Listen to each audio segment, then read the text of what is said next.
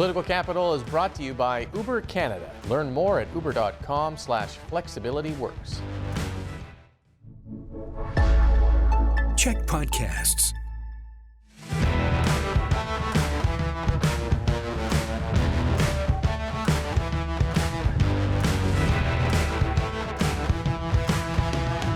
Hey everyone, and welcome to Political Capital, your source for all the latest in BC politics. I'm your host, Rob Shaw, from the CHEK News World Headquarters here in Victoria to bring you a mega week in BC politics. Super mega. Premier David Eby's government delivered a speech from the throne, then the provincial budget, both of those landing, of course, just a few months before the provincial election.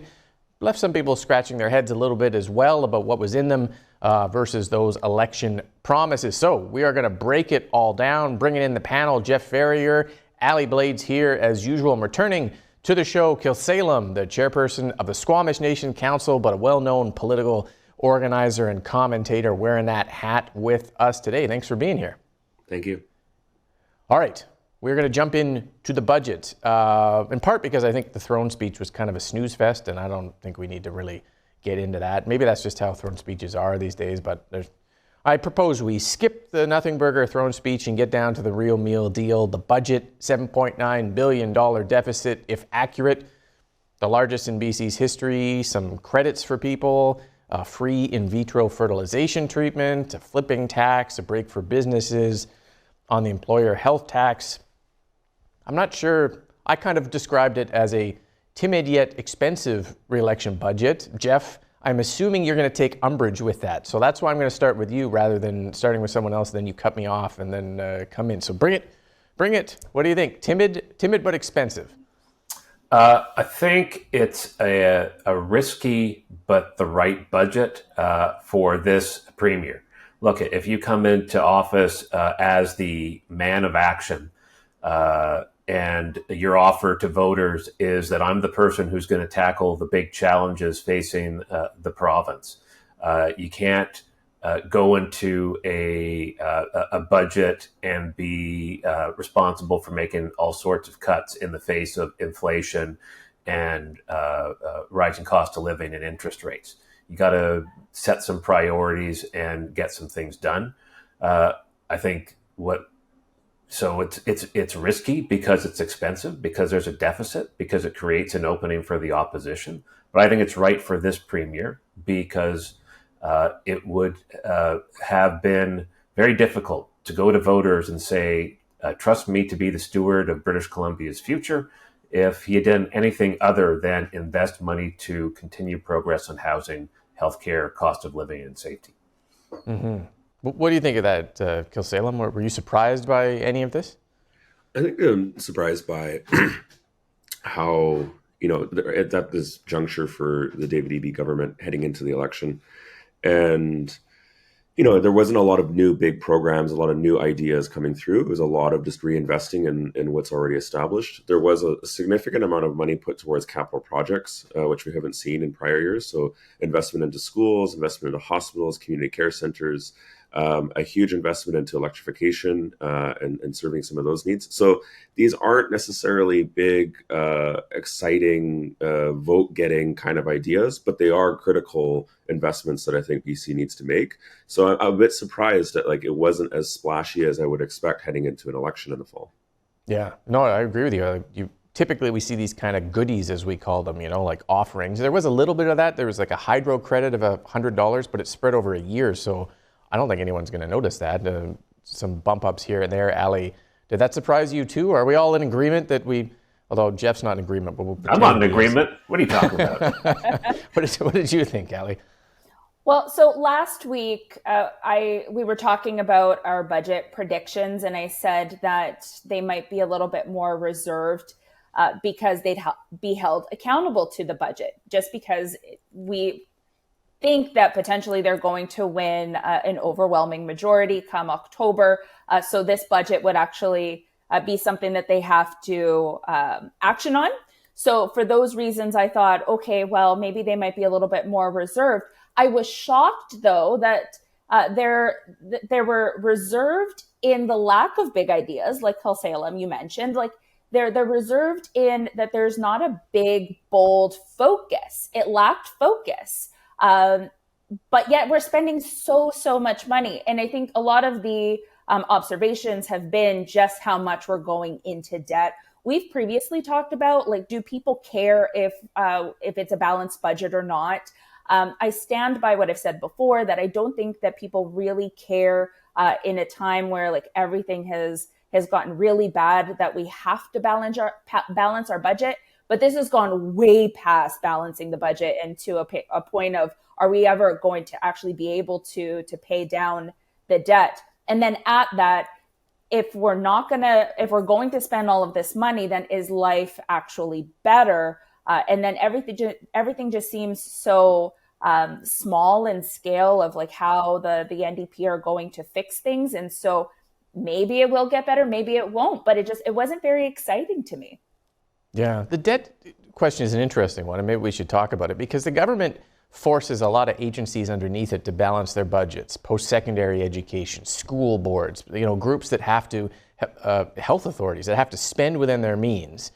And then it presents a budget like this where it says they're $8 billion into the red, and they can't cut anything because it will cut into services that people need. It's not possible to produce a budget that's any less than tripling the debt within the term of the NDP government, or you're going to start leaving seniors homeless, as the Premier put it, or kids hungry at schools. Does that, Khelsilem, just to go back to you, does that fly, do you think, in the public? Like, maybe they don't care about the debt, but do they ever see, the province as kind of spending more than it has and more than its means, and pause it all, do you think?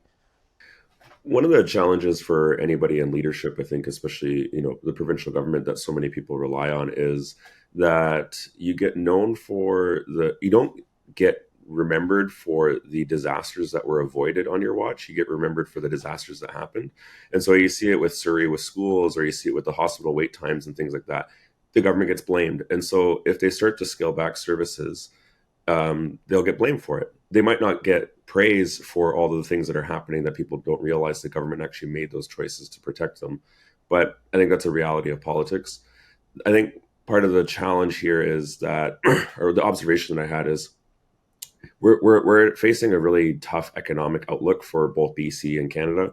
Getting the economy going and getting economic growth going is really the challenge.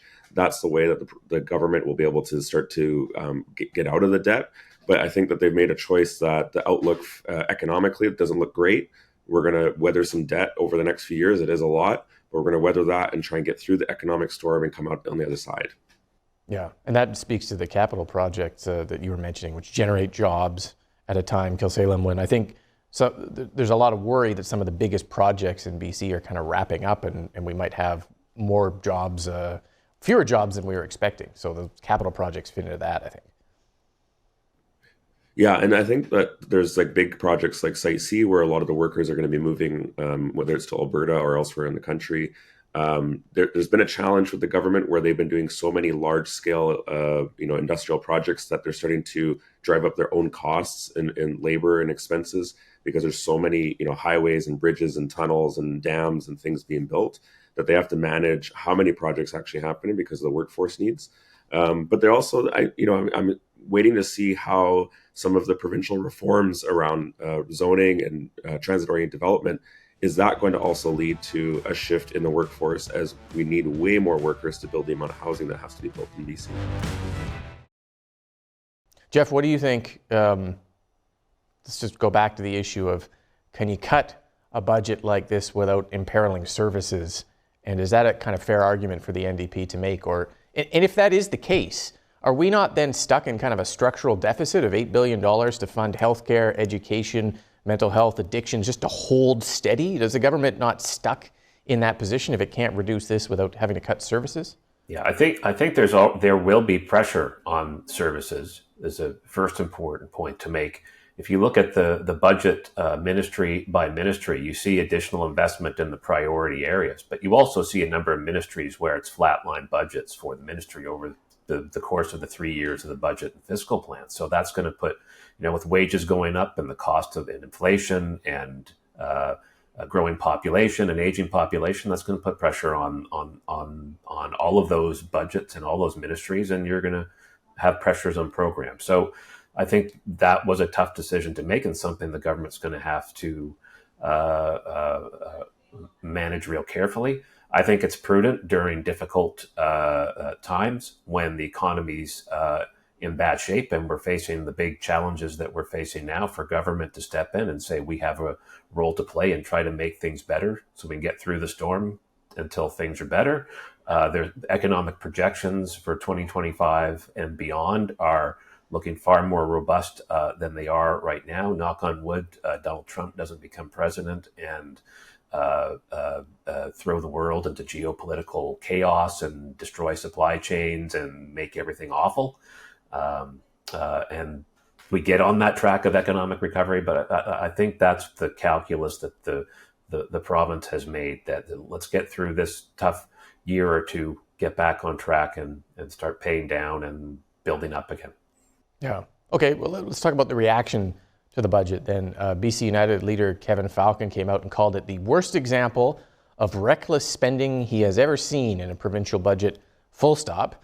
The Greens said it was a status quo and they missed an opportunity to be bold, and the Conservatives called it raiding the piggy bank for the future generations. Do any of those land in terms of kind of political reaction, picking up any public support or steam in the wake of, it's an inoffensive budget, right? I mean, it's not like it did anything wrong. It's just maybe not as exciting as we thought it was. Khelsilem, what do you make of the kind of political reaction and whether that lands with the public?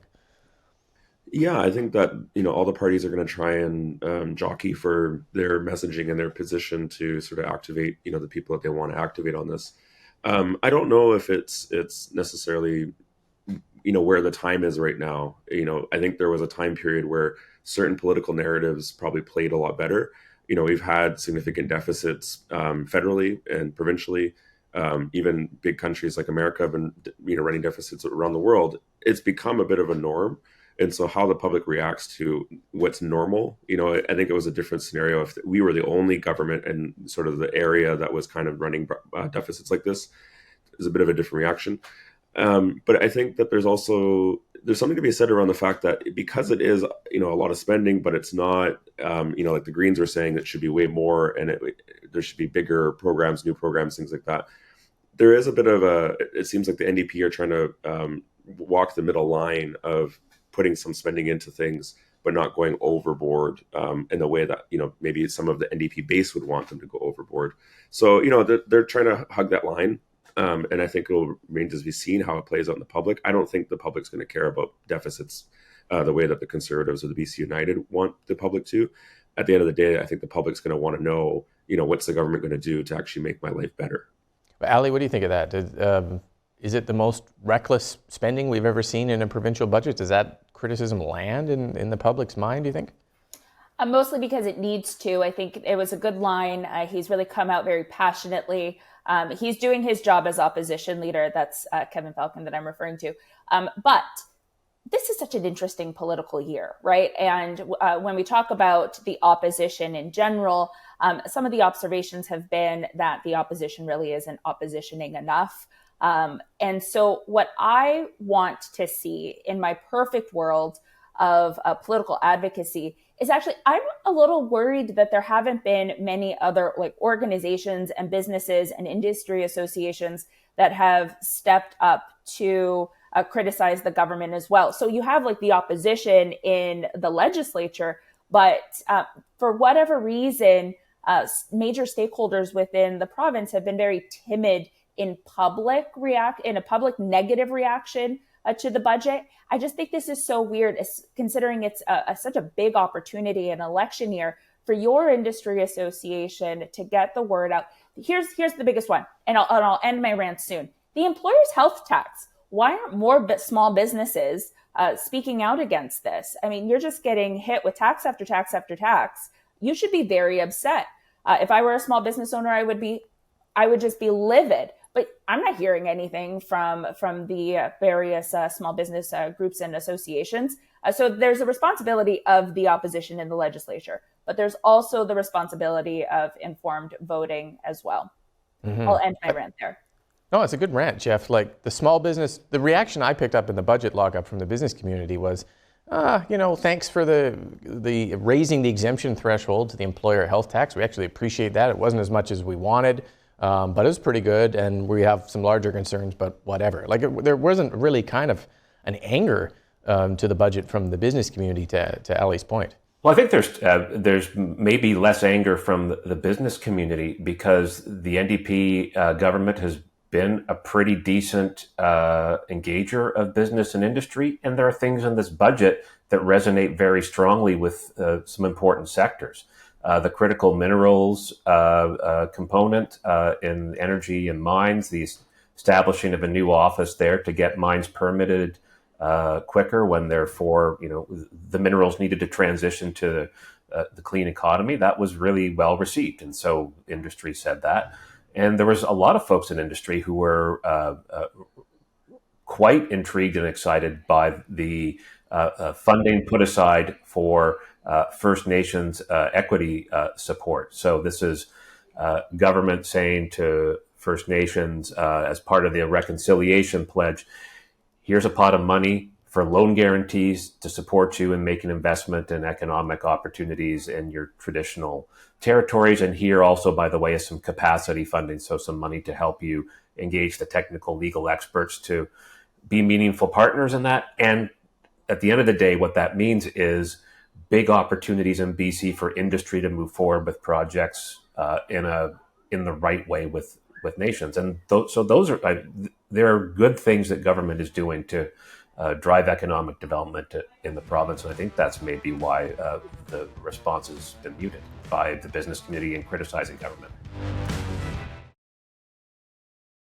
Okay, let's throw in another topic here. I know it's been a busy week, but I thought it was interesting at the start of the week, which feels like many years ago now. The Prime Minister was in town, Justin Trudeau, to offer federal support to the BC Builds program that we talked about earlier. Ottawa's going to match BC's $2 billion investment, so now we have $4 billion to build double the amount of apartment buildings on public land that will be rental units for middle-class British Columbians. So that's around 8,000 apartments now in the next 3 to 5 years. I'm just interested in what you think of that the Prime Minister was here so quickly, possibly the popularity that other levels of government see and what the Premier is trying to do here, and then whether this actually gives a supercharge to a program that I've kind of criticized in the past as being a little small when you think of the vast amount of new housing that we actually need. Khelsilem, what did you make of the PM being here? I think that it was, it made sense that the feds wanted to be involved, and I think a program that fits very much in line with their overall strategy and approach. There's a little bit of criticism that came from the Greens and others around, the BC Builds income ranges that it's targeting, is that too high? Why aren't we focusing on the lower end of the income ranges for housing, et cetera? But, I think, the federal government, the Trudeau government, doesn't have a lot of friends in the Confederation. There's very few premiers that they're doing a lot of work with. BC's just, one of them. They've started doing some announcements in Manitoba with Premier Canoe.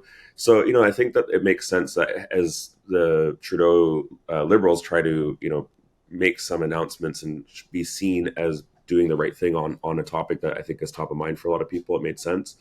But the reality is, I think, as you pointed out, the scale of BC Builds is not substantial. It's not going to have, I think, a big enough impact. It does have to be seen in the part of the broader suite of programs. But still, I was a bit surprised at how low it is and how little it was. But, it is a needed program. There is a huge need for nurses and firemen and, core service workers who can't live close to where they work. Like even our school teachers and support workers in schools in Vancouver School District living really far away and taking jobs far away because it's so expensive to live here. So this targets, I think, that income range, which is needed. But there's going to be more needed from both the feds and the province on housing if they really want to get reelected. We didn't get a chance to ask you when we discussed this previously, but that income range that you mentioned off the top, that middle income range of up to even $192,000, I think, for a household income, does that make sense to you? We discussed how that was really kind of targeting this middle class that is going to be really valuable for the NDP to kind of give some aid to that normally doesn't get aid. But what do you think of that range and the criticism that comes with it? I think the challenge, of course, is that, affordability is relative to everybody, depending on your income range. If you're making $50,000 a year, that income range and that limit is probably going to seem ridiculous. But if you are a middle class family, with two kids, trying to raise them in the city, you're struggling financially because of all the rising costs. These types of programs and these types of initiatives actually might be a huge help to you. So I think there's a need for housing across the housing spectrum. This fits one slice of that need. It is an important need, and I think it also does play well that they're targeting the middle class, which tends to be the voters that they really need in the suburban areas of BC. So I think electorally it makes sense. Policy wise, I think it makes sense, but there needs to be more done across the whole range as well. Yeah. Jeff, I joked online, why don't we just have David Eby run the country if the Prime Minister keeps coming in and taking all his ideas afterwards, from Airbnbs to this to a bunch of other things, slamming Bell Media for its cuts. He's always like 1 day or 2 days after the Prime Minister echoes what Eby did. What do you think? I'm just shocked that Trudeau showed up in British Columbia with the CHEK, because generally when he does his federal programs, he goes to Montreal or to Toronto to deliver the money. I think there, though, is a intergovernmental relations aspect to what the Prime Minister is doing here. He sees one province that's willing to lean into the government building housing file, and he wants to be able to go to the Albertas and the Ontarios and the Quebecs where there's less political will to do that and say, look at where there's a willing partner that's ready to build some housing. We're there at the table with, in this case, it's finance money. It's not direct investment, it's finance money. So, but thanks for coming out to British Columbia, remembering we're out here, Prime Minister. Yeah. Anytime you want to come here with some more checks for good BC projects instead of Ontario and Quebec, it would be much appreciated. Well, yeah, we'll see you again the next time the Premier comes up with a good idea. Allie, what do you think? My observation is strictly political, mostly because Jeff and Khelsilem really covered the need for housing and why it's good policy. But the federal Liberal Party is not very popular in BC right now. Have you seen the recent polling? So, of course, there's an added incentive that this announcement was done in Quadra, riding where a longtime MP is retiring, where there's going to be a very healthy nomination race for the Liberals. And so I think they're spending a lot more time and dollars here in preparation for the federal election, just because the Conservatives are rising in popularity in the Lower Mainland specifically. Yeah, that's a good point. And we'll leave it there, because we're actually, make sure you subscribe to the podcast, because we've got a really interesting discussion coming up on the Land Act changes and the government backing away from those this session as well. But that's it for this version of the show. Thank you so much for watching. Thanks to the panel, Khelsilem for filling in this week. Thank you for watching. We'll be back next week with all the latest in BC politics here on Political Capital. Political Capital is brought to you by Uber Canada. Learn more at uber.com/flexibilityworks.